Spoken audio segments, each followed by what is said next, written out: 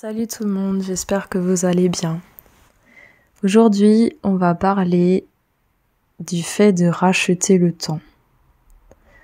Alors, c'est quelque chose qu'on trouve tel quel dans la Bible, formulé tel quel, et qu'on a parfois un peu du mal à comprendre. Et pour mieux le comprendre, on va étudier Éphésiens 5, le chapitre en entier, parce que c'est un verset central de ce chapitre, le verset 16, qui reprend cette expression « Racheter le temps, car les jours sont mauvais ». Donc là, on voit que dans le contexte de jours mauvais, nous sommes appelés à racheter le temps. Et qu'est-ce que cela signifie ?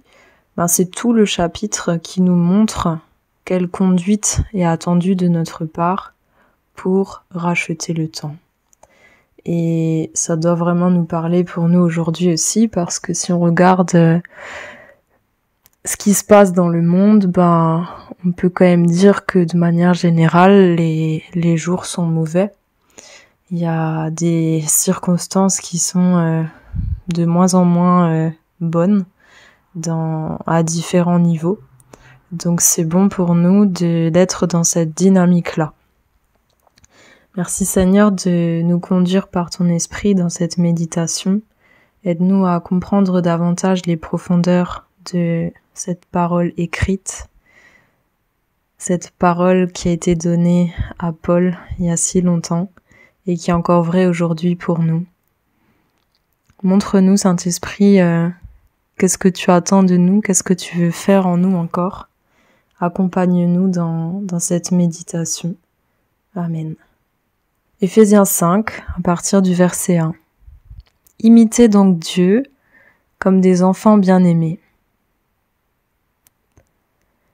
Donc là, on voit que nous sommes appelés à imiter Dieu. Et pour imiter Dieu, il faut commencer par regarder à lui, pour apprendre de lui et pour reproduire ce que lui fait, comment lui est. Prendre exemple sur.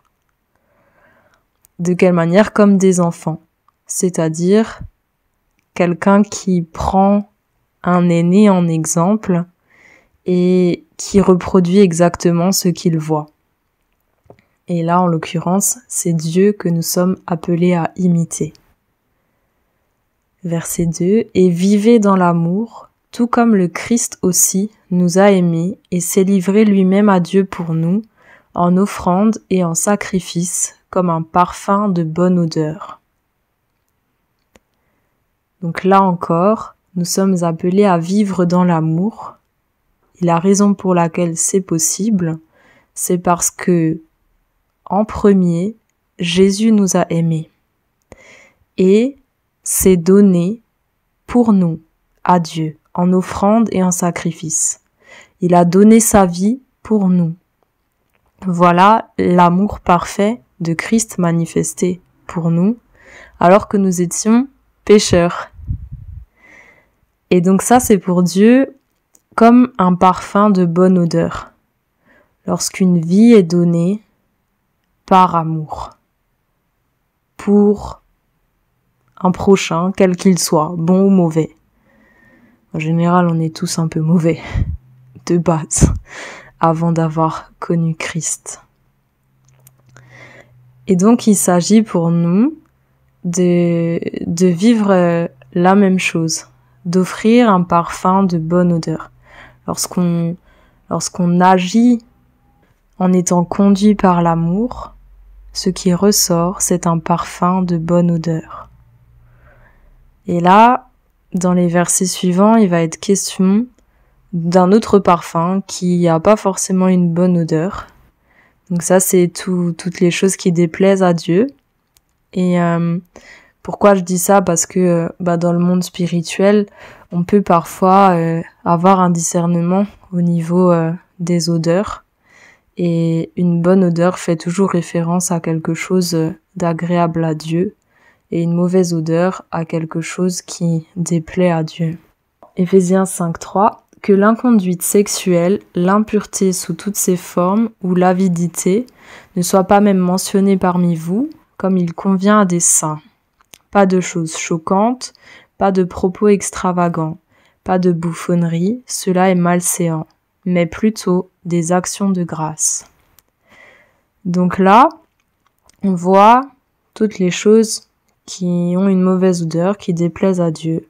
L'inconduite sexuelle, donc là c'est toute pratique liée à la sexualité qui est en dehors du cadre établi par Dieu, qui est celui du mariage, et entre un homme et une femme, et dans un cadre aussi de respect mutuel.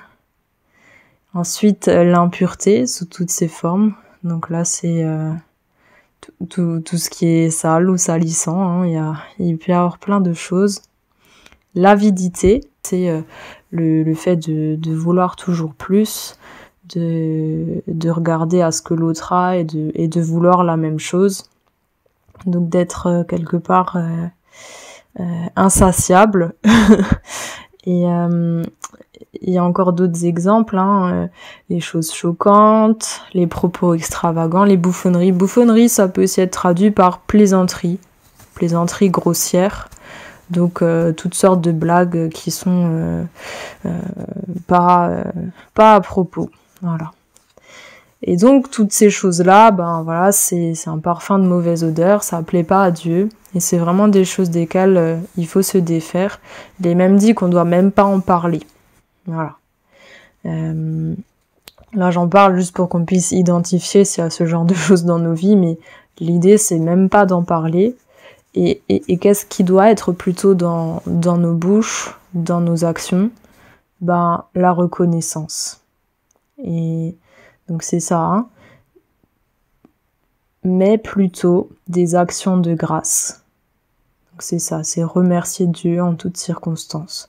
Le remercier par des paroles, le remercier par un acte de bienfaisance. Ça peut aussi être un don. Donner de l'argent pour que le royaume de Dieu avance, c'est aussi une façon de le remercier. Verset 5. Car sachez-le bien, aucun de ceux qui se livrent à l'inconduite sexuelle, à l'impureté ou à l'avidité, c'est-à-dire à l'idolâtrie, n'a d'héritage dans le royaume du Christ et de Dieu. Pourquoi là on parle d'idolâtrie? Parce que il s'agit de choses qui passent avant Christ, avant Dieu. Et lorsqu'il y a ce genre de situation, en fait, la conséquence est qu'il n'y a pas d'héritage. Tout ce que Jésus a acquis pour nous sur la croix, finalement, on ne peut pas en être bénéficiaire lorsqu'on vit dans l'inconduite sexuelle, dans l'impureté, dans l'avidité. Alors bien sûr, et ça on va le voir dans la suite du passage, quelque part on a tous, au moins une fois, été dans l'une de ces choses. On a tous, à un moment donné dans notre vie, fait passer quelque chose avant Jésus. Si c'est encore le cas aujourd'hui, il faut vraiment que ça change, il faut vraiment que s'approcher de Dieu, se rendre compte combien il nous aime et se dire mais en fait ce truc auquel je suis tellement attachée, mais c'est rien comparé à Jésus, comparé à Dieu, et de tout cœur je suis prêt à abandonner cette chose pour lui, par amour pour lui.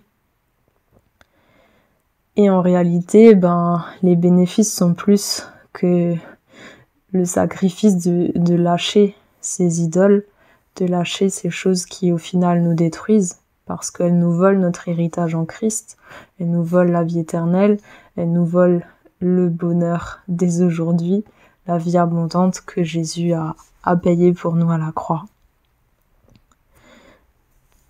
Verset 6, que personne ne vous trompe par des discours vides, car c'est pour cela que la colère de Dieu vient sur les rebelles. N'ayez donc aucune part avec eux.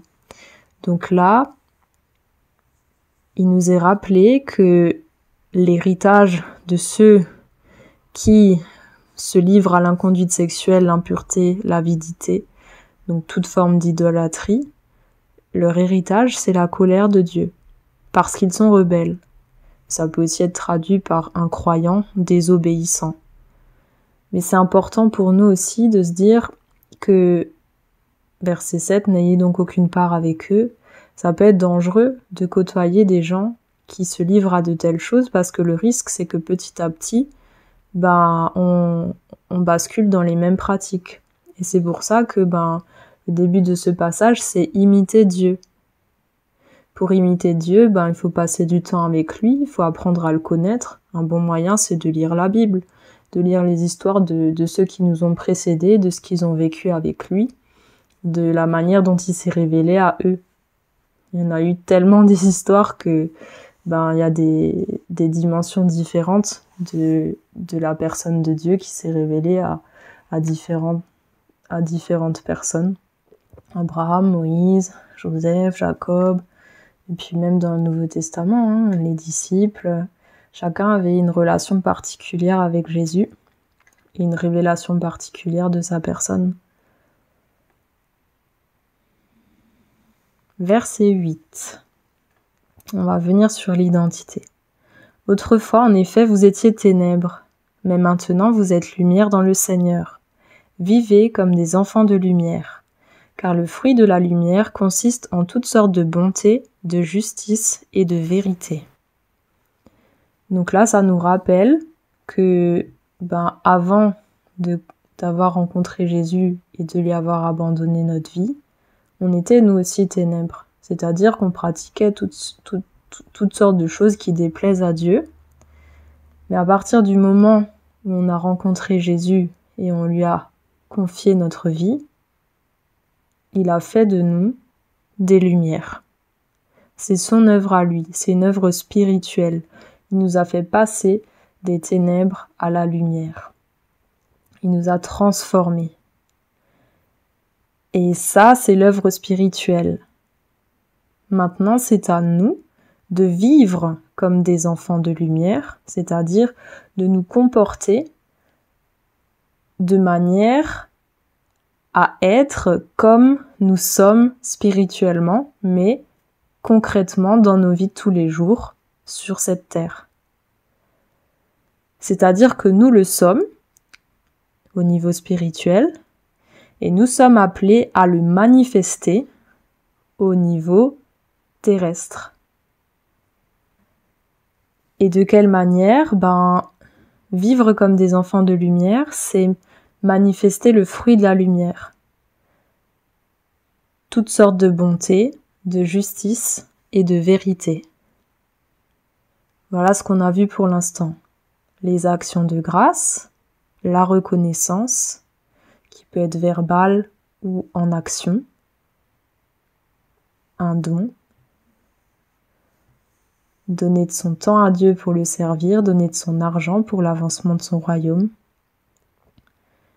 Et là, on voit aussi la bonté, la justice, la vérité, œuvrer dans ce sens. Verset 10. Sachez discerner ce qui est agréé du Seigneur, et ne vous associez pas aux œuvres stériles des ténèbres, mais plutôt dévoilez-les.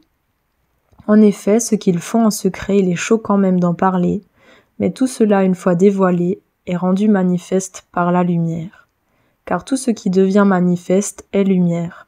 C'est pourquoi il dit « Réveille-toi, toi qui dors, relève-toi d'entre les morts, et le Christ t'illuminera. » Donc là, il nous dit que nous devons apprendre à discerner ce qui plaît à Dieu. Et ça peut aussi être traduit par approuver, c'est-à-dire valider, encourager ce qui plaît au Seigneur. Et une manière de le faire, c'est aussi, à l'inverse, ne pas s'associer aux œuvres qui lui déplaisent, les œuvres stériles des ténèbres. Et de quelle manière ne pas s'y associer ? C'est en les dévoilant, c'est en disant « voilà quelque chose qui ne plaît pas au Seigneur, je ne vais pas m'y engager, je ne vais pas m'y associer. » Et souvent, ce sont des choses qui sont faites en secret, desquelles il peut être choquant de parler, mais il est bon que ces choses-là soient dévoilées, soient amenées à la lumière, parce que c'est là qu'elles perdent leur puissance. Tout ce qui est dans le secret, tout ce qui est dans les ténèbres, peut avoir une certaine puissance sur celui qui garde le secret. Mais à partir du moment où la chose est dévoilée, est exposée devant Jésus, rendue manifeste par la lumière, visible, et bien là, c'est possible de passer par la repentance, de passer des ténèbres à la lumière, et quelque part d'être illuminé par Christ. C'est pour ça qu'il dit « Réveille-toi, toi qui dors, relève-toi d'entre les morts et le Christ t'illuminera ». C'est toujours cet équilibre entre la part de Jésus et notre part. C'est à nous de nous tourner vers lui et de lui montrer tel qu'on est, même nos faiblesses, nos manquements, et de le laisser nous transformer, nous illuminer. Verset 15. Veillez donc avec soin à la façon dont vous vous comportez, que ce ne soit pas comme des fous, mais comme des sages. Donc là, ça peut aussi être traduit par veillez donc avec soin à la façon dont vous marchez, ou dont vous vous occupez.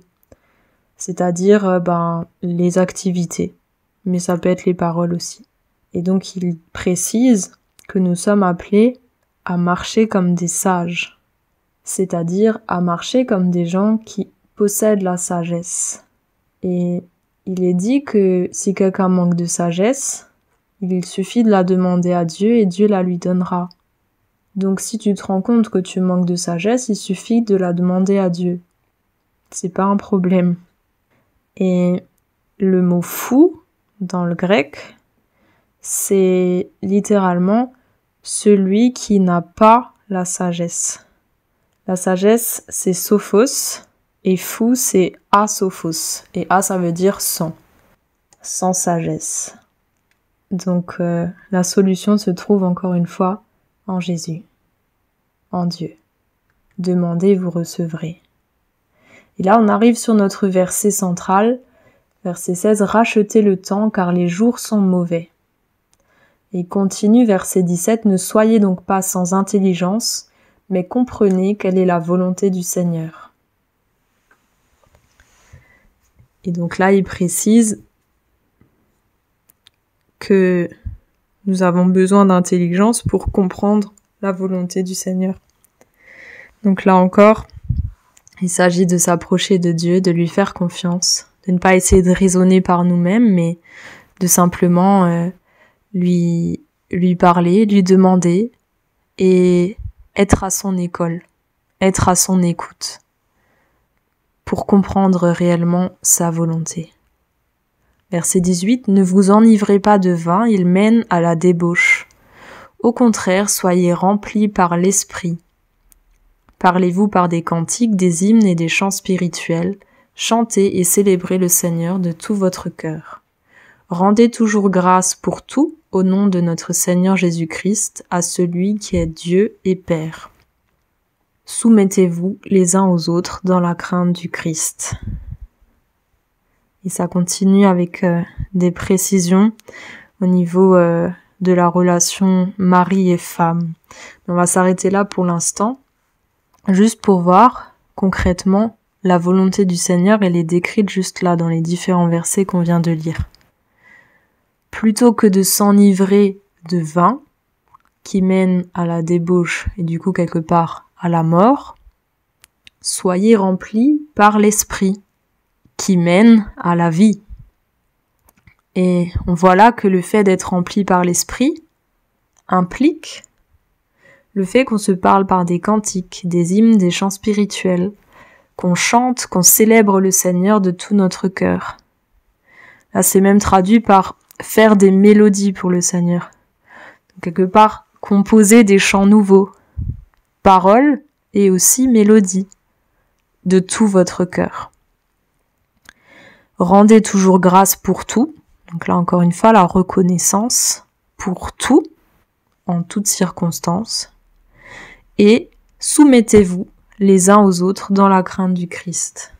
Donc là encore, c'est une soumission mutuelle au sein de l'Église qui permet une parfaite harmonie, une parfaite unité de son corps. On va revenir sur le verset 18. La comparaison là, c'est de quoi on se remplit. Est-ce qu'on se remplit de vin qui mène à la débauche, à la mort, ou est-ce qu'on se remplit du Saint-Esprit qui mène à la vie? Et plus largement, on pourrait même dire, est-ce qu'on se remplit des choses de ce monde, comme par exemple le vin, ou est-ce qu'on se remplit du Saint-Esprit? Et c'est là vraiment, encore une fois, l'opposition entre le charnel et le spirituel. Si on nourrit la chair, c'est la chair qui va diriger notre vie et on va marcher selon la chair et ça va être désastreux. Si par contre on nourrit l'esprit, eh bien on va petit à petit marcher comme Jésus a marché. Et concrètement, c'est de persévérer dans cette louange, dans cette adoration, dans cette composition de chants nouveaux, inspirés par le Saint-Esprit. Aussi de cultiver cette reconnaissance et de nous soumettre les uns aux autres au sein de l'Église, dans la crainte du Christ. On va voir maintenant un petit peu plus en détail la fin du passage qui parle du coup beaucoup du mariage, de la relation mari et femme, mais aussi en parallèle avec la relation Christ et l'Église. Et nous, on va plutôt s'intéresser à cet aspect-là. Christ et l'Église. Donc je lis verset 22. « Ainsi les femmes à leur mari comme au Seigneur. » Donc c'est la suite du verset 21. « Soumettez-vous les uns aux autres dans la crainte du Christ. Ainsi les femmes à leur mari comme au Seigneur. » Donc les femmes sont appelées à se soumettre à leur mari comme nous nous soumettons tous au Seigneur Jésus. Pourquoi? Verset 23. « Car l'homme est la tête de la femme, comme le Christ est la tête de l'Église qui est son corps et dont il est le sauveur. » Donc là, on comprend que on peut se soumettre au Seigneur Jésus, ou plutôt on doit se soumettre au Seigneur Jésus, parce que c'est lui la tête de l'Église. La tête, c'est de là où partent toutes les instructions pour diriger, gouverner tout le corps.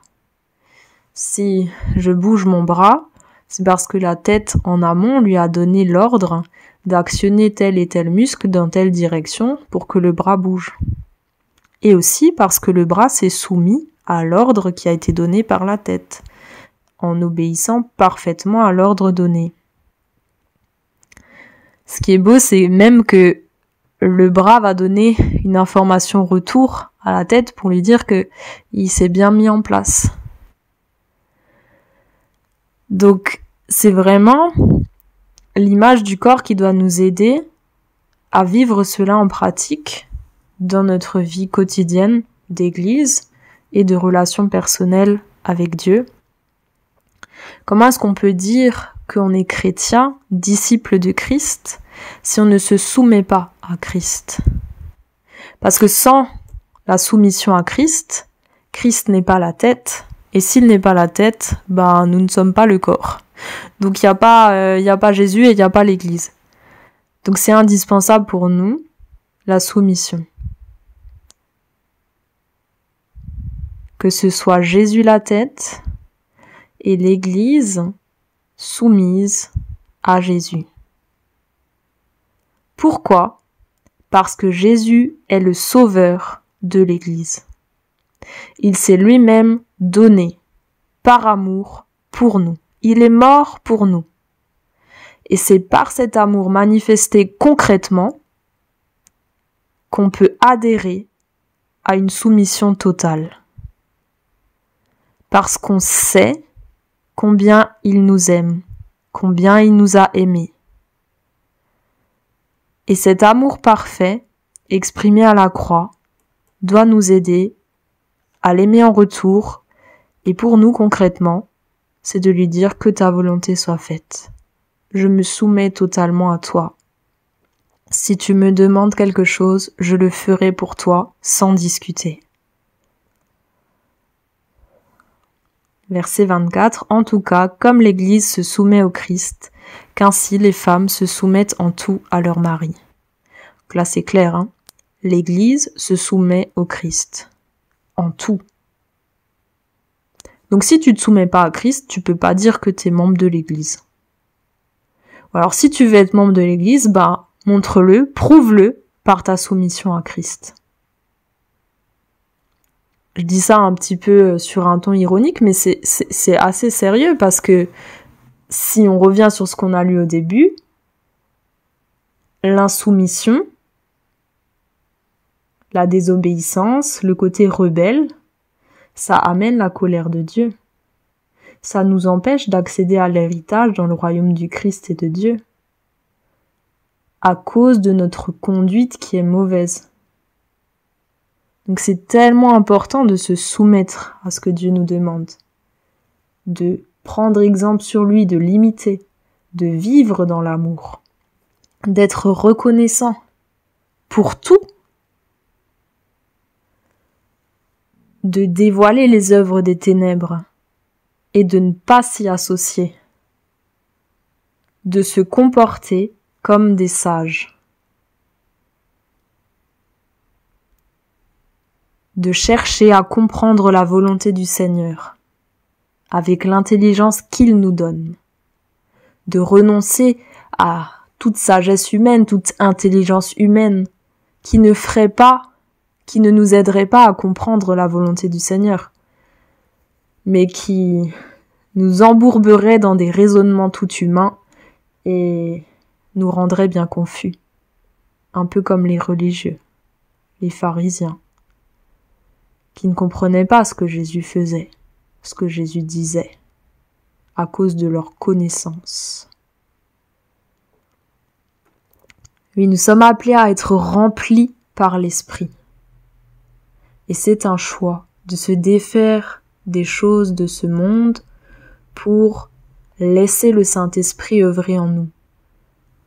Parler par des cantiques, des hymnes, des chants spirituels. Rendre grâce pour tout. Et nous soumettre les uns aux autres dans la crainte du Christ. Tout cela nous permet de racheter le temps. Tout cela nous permet d'être des témoins de Jésus, des lumières dans ce monde, et en particulier quand les jours sont mauvais.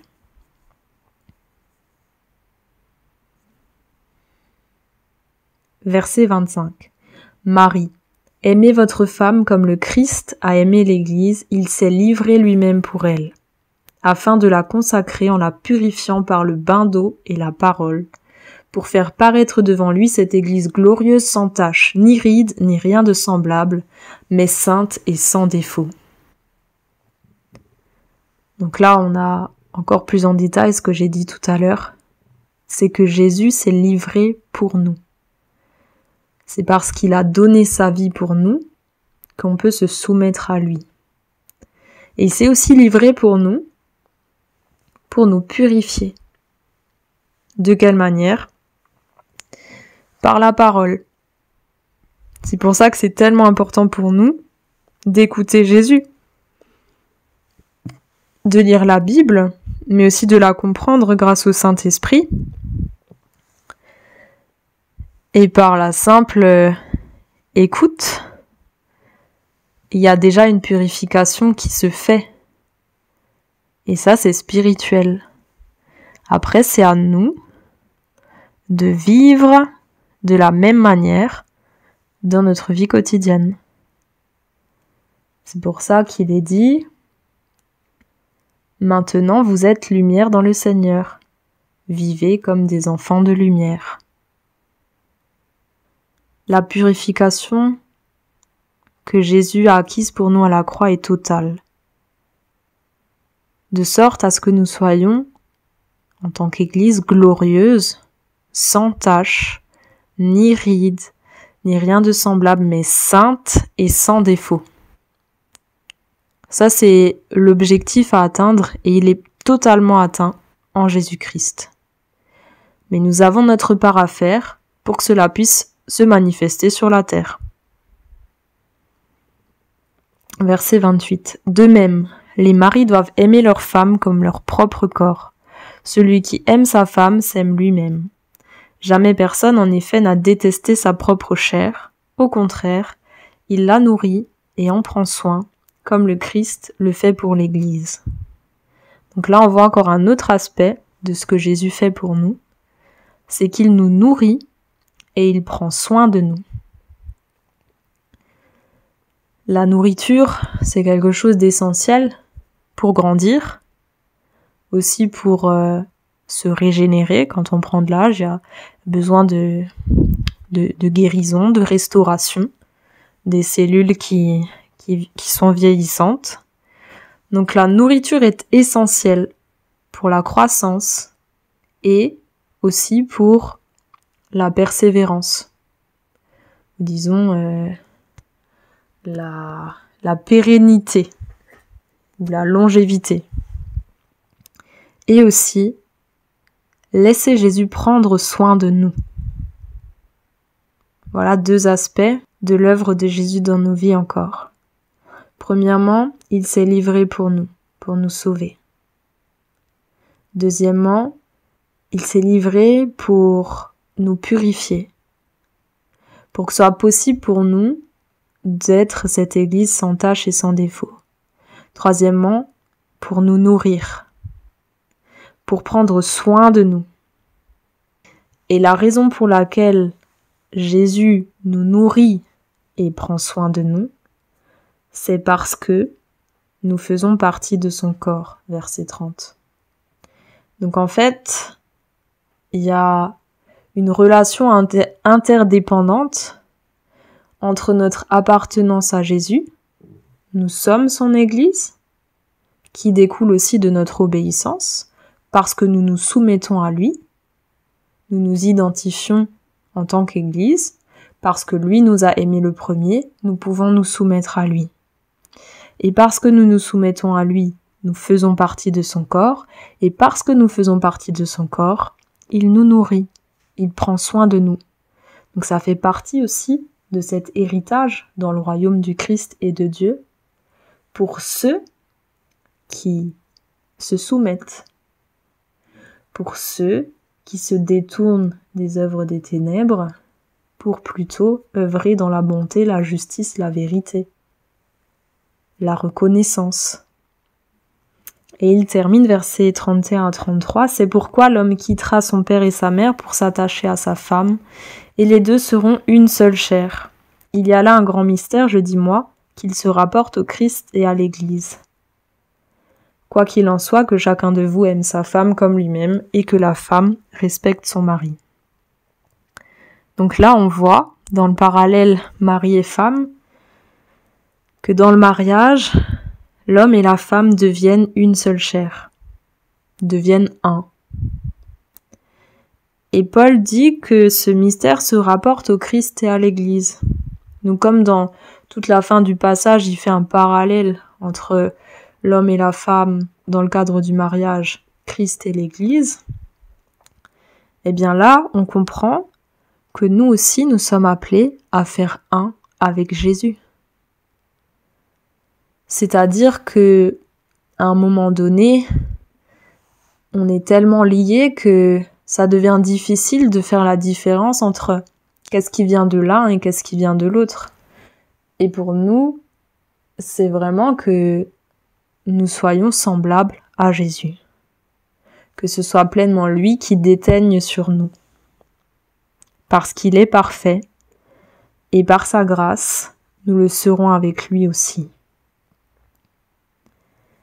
Et juste pour revenir sur le dernier verset, « Quoi qu'il en soit, que chacun de vous aime sa femme comme lui-même, et que la femme respecte son mari. » Ici, le verbe respecter, respecte son mari, c'est le même mot grec que au verset 21, « Soumettez-vous les uns aux autres dans la crainte du Christ ».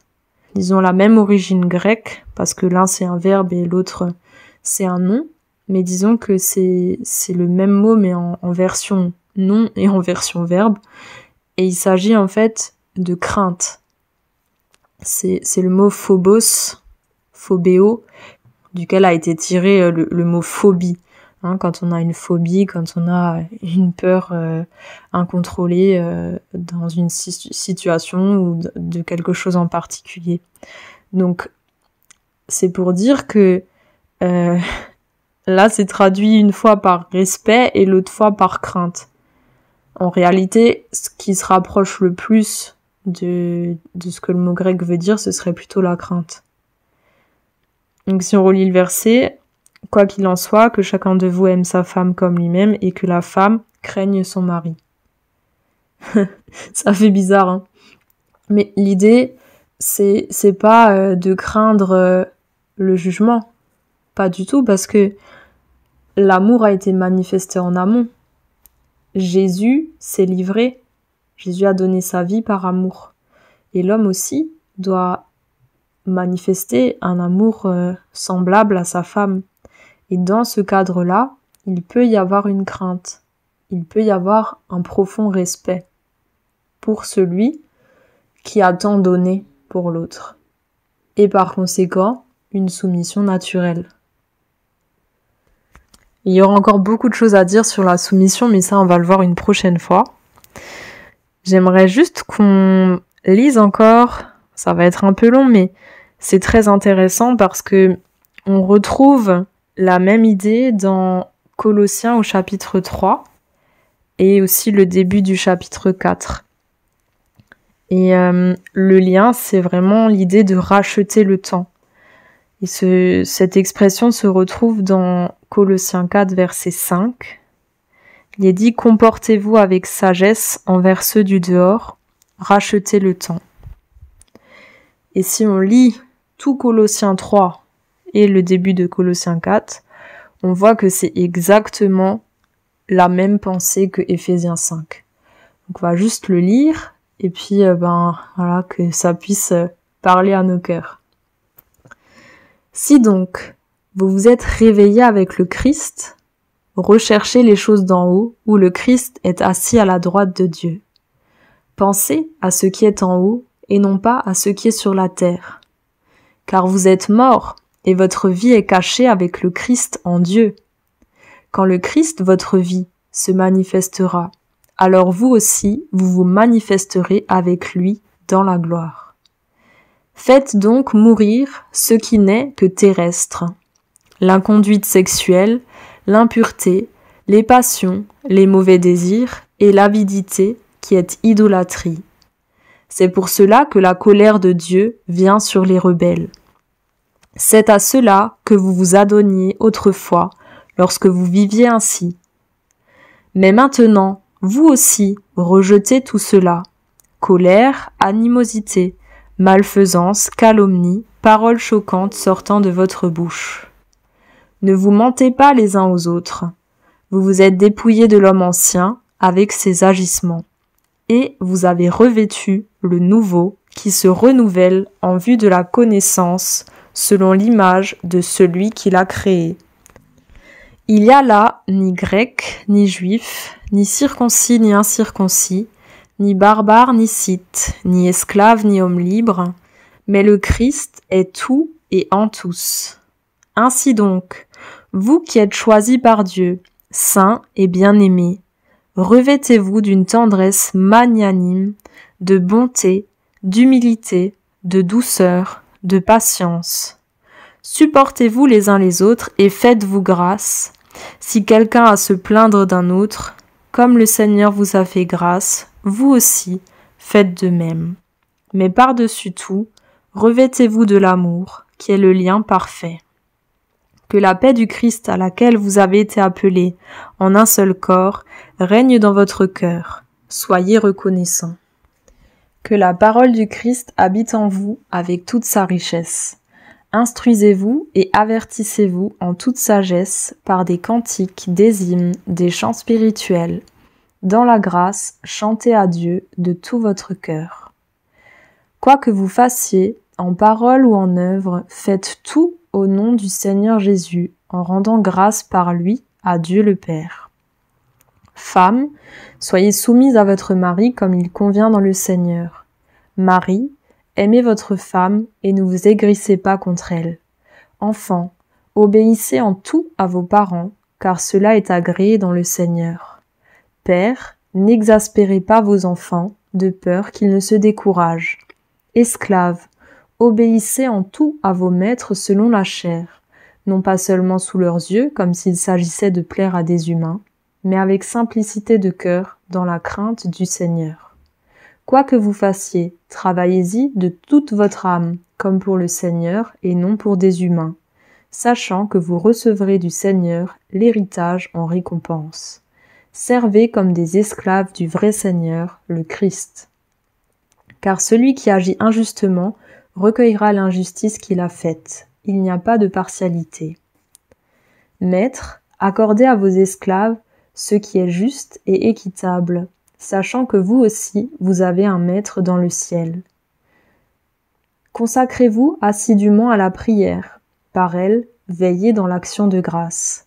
Priez également pour nous, afin que Dieu nous ouvre une porte pour la parole et que se dise le mystère du Christ pour lequel je suis en prison, que j'en parle clairement comme je dois en parler. Comportez-vous avec sagesse envers ceux du dehors, rachetez le temps. Que votre parole soit toujours accompagnée de grâce, assaisonnée de sel, pour que vous sachiez comment vous devez répondre à chacun. Donc là, dans ce passage, il y a des détails supplémentaires au niveau relationnel. Donc femme, mari, ça on avait déjà vu bien en détail. Là, il est aussi question des enfants, des parents, des esclaves et des maîtres. Aujourd'hui, on pourrait dire des ouvriers et des patrons, ou des responsables et de ceux qui sont dans leurs équipes. Mais sinon, le reste, c'est vraiment semblable. C'est dit d'une manière différente, mais ça reprend les mêmes éléments, ça apporte certains détails supplémentaires. Et finalement, qu'est-ce qu'on retrouve ? On est appelé à l'amour, à la bonté, à l'humilité, à la douceur, à la patience, à nous faire grâce les uns aux autres. Et c'est une manière de nous supporter, de nous soumettre les uns aux autres. C'est aussi le pardon, nous pardonner, comme Jésus nous a pardonné. Donc là encore, prendre exemple sur ce que Dieu a fait pour nous, pour le reproduire et pour le faire pour notre prochain. Et on ne pourra jamais dire que quelqu'un ne mérite pas notre pardon, parce qu'en réalité, nous non plus, on n'a pas mérité celui de Dieu. Donc c'est pas une excuse pour ne pas pardonner. Toute chose est pardonnable parce que Dieu a tout pardonné à la croix. Et le pardon libère celui qui accorde le pardon. C'est pour ça que c'est tellement important. Et ça restaure les relations brisées. Et bien sûr, il faut que ce soit vécu des deux côtés pour qu'il y ait une totale restauration. C'est pour ça que quand il donne des consignes aux femmes, il donne aussi les consignes aux maris. Si l'un des deux ne respecte pas la consigne, forcément, la relation est dysfonctionnelle et donc on ne peut pas être dans ce qui est annoncé là. Mais quoi qu'il en soit, nous sommes appelés à faire toute chose, en parole ou en œuvre, au nom du Seigneur Jésus. Et si on agit ainsi, il n'y aura pas d'idolâtrie, il n'y aura pas d'attente et de déception, parce que la raison pour laquelle la parole aura été dite ou l'œuvre aura été accomplie, c'est le Seigneur, c'est pour lui. Et donc c'est lui qui nous rendra selon ce que nous avons donné, parce qu'il est impartial, parce que sa justice est parfaite. Et il dit que on récoltera ce qu'on aura semé. Donc si tout ce qu'on fait, on le fait pour le Seigneur, on peut s'attendre à une belle récompense de sa part. Ce qui ressort encore davantage dans ce passage, c'est la prière. Et ça, on l'avait pas vu dans le précédent. On avait vu la reconnaissance, les actions de grâce. Mais là, il est question aussi de la prière à laquelle nous sommes appelés. Consacrez-vous assidûment à la prière. Et une partie, c'est l'action de grâce, Donc c'est le fait d'être reconnaissant, de remercier Dieu pour tout, et aussi quelquefois, concrètement, de lui donner quelque chose pour le remercier, comme j'ai dit tout à l'heure, un don pour l'avancement de son royaume, ou alors notre temps pour le servir, pour faire quelque chose qui lui plaît. Mais là, il s'agit aussi, dans la prière, d'intercession pour que Dieu ouvre des portes pour la parole, pour que des gens puissent entendre la bonne nouvelle et connaître le mystère du Christ, pour que ceux qui doivent en parlent clairement, et puis bien sûr, se comporter avec sagesse, ça on l'avait vu aussi. Donc voilà une bonne manière de racheter le temps. Quelque part, c'est une bonne manière de bien utiliser le temps que le Seigneur nous a donné pour être dans ce monde. Persévérer dans toutes ces choses.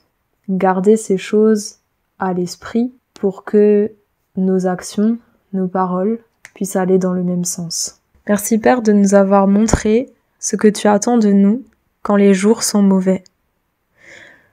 Tu nous appelles à racheter le temps et tu nous as montré ce que cela signifie.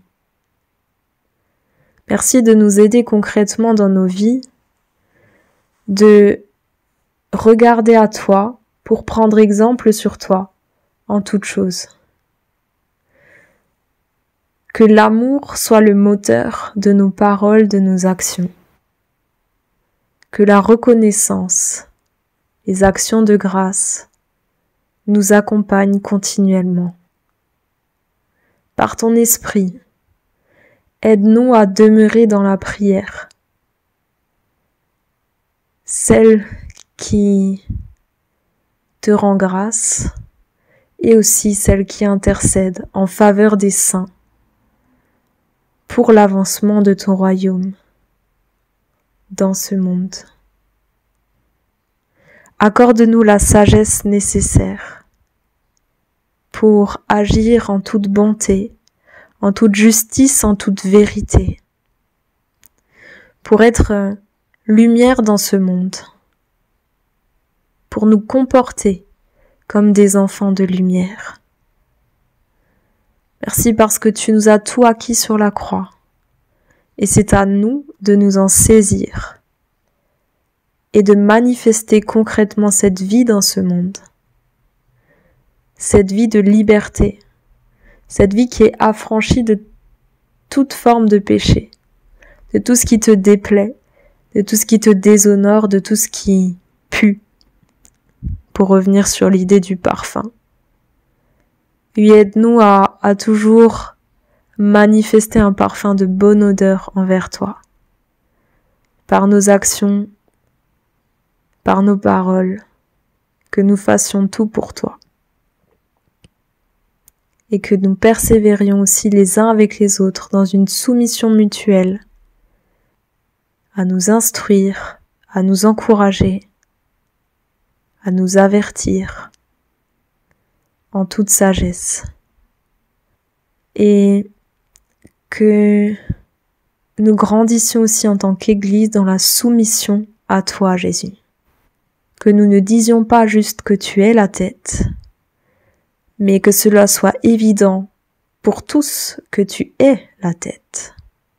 Il ne s'agit pas de le dire, il s'agit de le vivre. Alors aide-nous à demeurer dans cette soumission totale à toi, Jésus.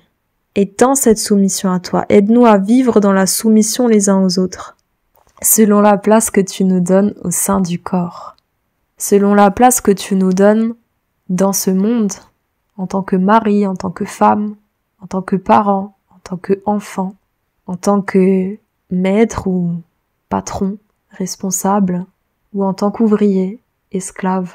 On n'est plus esclave aujourd'hui, mais c'est une façon de dire position d'infériorité. Et c'est pas négatif, c'est juste que il y a quelqu'un aux commandes et il y a quelqu'un qui exécute les ordres, comme dans le corps. Mais chaque partie est très utile, très indispensable. Le patron ne serait rien sans les ouvriers. Le maître n'est rien sans les esclaves. Il y a besoin d'une interdépendance les uns avec les autres et c'est la même chose au sein du corps. Toutes les parties sont utiles et indispensables. Et si une partie ne se soumet pas, peu importe laquelle, cela pose problème pour tout le monde. Cela pénalise le corps tout entier. Alors merci Seigneur de nous aider à vivre tout cela dans ta grâce, à rechercher les choses d'en haut, à nous défaire des choses d'en bas. Amen.